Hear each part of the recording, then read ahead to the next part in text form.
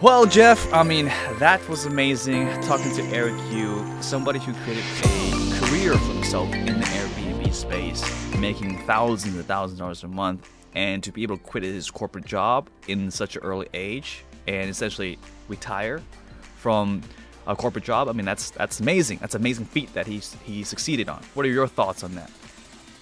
Wow, yeah, Eric Yu is very inspiring. He is definitely the go-to real estate professional out there for house hacking, Airbnbs, corporate rental. I mean, the young man has talent like I haven't seen before. I agree 100%. So here is the full interview that we just had with him. If you like it, make sure to leave a like. If you want to check out more videos like this one, hit subscribe and check out our channel. But with that said, here is the video. Well, thank you for hopping on, Eric Yu. This man right here, Seattle, Washington, moved there not too long ago, has an amazing portfolio all around the country, and runs Airbnbs like it's no other. I mean, he quit his job after just a year, 2 years of running his business. Now he's free from any financial slavery, and he's just living his life to the greatest. I appreciate the kind words, Justin. Appreciate it. So you started with house hacking, and I think a lot of people are learning about this just recently on how to live in one and rent the other, so they can essentially have a house paid for free, and at the same time create cash flow for themselves. So can you explain to us how you got started in this and what made you get started in something like this? Because I think a lot of people want to learn how to do that as well. Yeah, totally. So we're going to go back to sometime in 2020. It was around February time. So literally when COVID hit, I actually had decided that I was going to quit my job to focus on Airbnb rental arbitrage, build a business there. And I put in my 2 weeks notice, but it was like after week one that SF shut down, everything was shutting down. All of my Airbnb host friends ended up having no reservations for the next 2 months. So this is when I first got my foray into Airbnb and real estate. So just a little bit of context on how I was already looking at real estate. Once everything shut down though in San Francisco, it just made no sense to pay $3,000 in rent for a tiny 600 square foot apartment anymore. Right? All the perks that you get from a big city, they're not really there if you can't see the people, you can't go out to the venues. So at this point, we were like, there has to be a better way to spend our money. So my girlfriend and I, we went on this little life planning retreat where we're like, okay, one, what do we want to do in the future? And two, how can we be more financially savvy right now?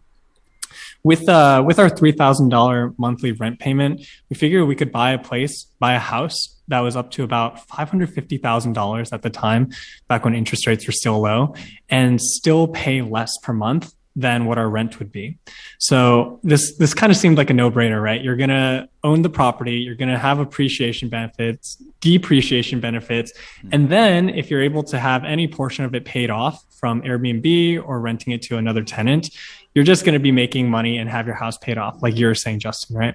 So we looked around for a little while, mainly at places that had guest units, and we found a place and we purchased it. It was $429,000. So our monthly payment was about $2,300 on this. Our kind of goal at the beginning was just to live in that main unit and then pay off most of it through Airbnb. But to our surprise, even after month number one, we cash flowed $2,500 for that first month. And then after we did it for a year annualized, we were cash flowing about $3,000 a month. So it was from here where it was like, wow, we not only bought an asset, own this asset that's appreciating, we're also getting paid $3,000 a month to live there. What was your yearly net for that property? Yeah, yearly net ended up at 38,000 something. That's a lot of people's full-time income. Yeah, that property was our home run hit for sure. And it's funny because we debated so long about it. And I think in that first deal, we were back and forth like, oh, maybe we should back out. This is too much money. This isn't going to work. You know, we're going to regret this. Was it on the MLS or was it an off-market deal? It was an MLS deal. Wow. I think we were lucky because at the time rates were starting to dip, but this was still before everyone started piling into real estate. So no competition, didn't have to offer above list, kept all our contingencies. So yeah, that one worked out great. And I think for anyone getting into real estate, house hacking is definitely the way to go. You know, you can do your owner occupied loan with 5% down. If it's your very first house, even 3%. And then there's some down payment assistance programs that might bring you all the way down to 1%. So like you don't need a lot of capital to start with house hacking, which is the best thing. You can also find out if you like real estate or not, right? Like I think a lot of times we glorify that doing real estate is the best way to go. But I do know some friends who like don't like this lifestyle. They don't want to start a business, and that's fine too. I think the worst thing is you put 20% down on a property, realize you hate it, and then you don't have an exit plan. If you put 1% down, it's like, whatever. We put in $4,000, $5,000 down on this house. Really? Not for us. We did 5%, but now that I know more about real estate and you could do 1% down with the right programs, I kind of wish I did it that way. And if you talk to me, I'll tell you how you can do it that way. There you go. That's inspiring. I mean, I've been in business for close to 20 years, and for a young gentleman like you to just go ahead and do it even during the pandemic is very inspiring. I love it because my hope for people, young, old, people who are thinking about real estate, trying to buy real estate, or even a veteran, just, you know, you have an inspiring story so far, and I'd love to know more about it. Can you tell us a little bit more when you say house hacking? Can you go a little bit more details on some house hacks you have in mind? Yeah. Sorry, just to clarify on your question, you mean just like more broadly explaining house hacking? Yeah, you know, I think because a lot of people hear it, and for our audience, you know, house hack, can you simplify it a little bit if you can? Yeah, for sure. I think, and this was like the first mental model I had to break, but I think a lot of people have this idea that when you buy a house, it's going to be your forever home. It's going to be the place that you're going to, you know, raise your kids in, right? But I think the way that I think about real estate now is it's an asset that can help you generate wealth. I think that was the first shift that was really important to me. And now why house hacking is so useful is because you can live in this place and then you can rent out either rooms or you can rent out a different property entirely, and use that rental income to pay off your mortgage. So let's say you buy a duplex, you live in one of the units and you rent out the other one. If your duplex monthly payment is something like $3,000 a month, but you're able to rent out one of the units for $2,000 a month, then effectively you're only going to be paying $1,000 a month to live there. Now, the moment that you move out of that property, you can rent the other one for $2,000. So you're getting $4,000 a month in rent off a $3,000 mortgage, which means now you're cash flowing $1,000.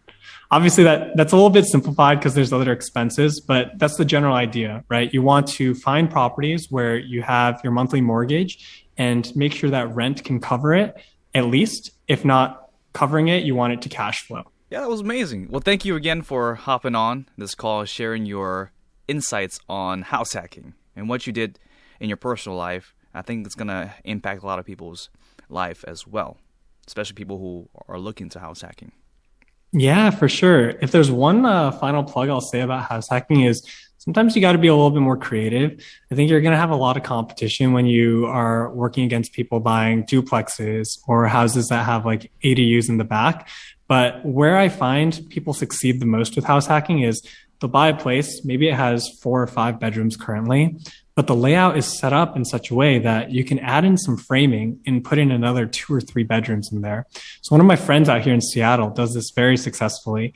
He'll live in a place and then it has 5 bedrooms initially. He'll pay the money to build in 3 more bedrooms with framing, and then he'll rent out 7 of the bedrooms. So previously, like you wouldn't think this is a cash flowing property because you don't realize the value add opportunity. But this guy, he's always like, oh wow, I can add more bedrooms, I can make more rent, I can get more cash flow. So he's still cash flowing like 2 to 3K a month in Seattle, where it's a very difficult market to cash flow in. Good information. I love it. That's what it takes to be an entrepreneur, right? Yeah, I got to find the creativity things. Yep. There you go. Well, thank you very much.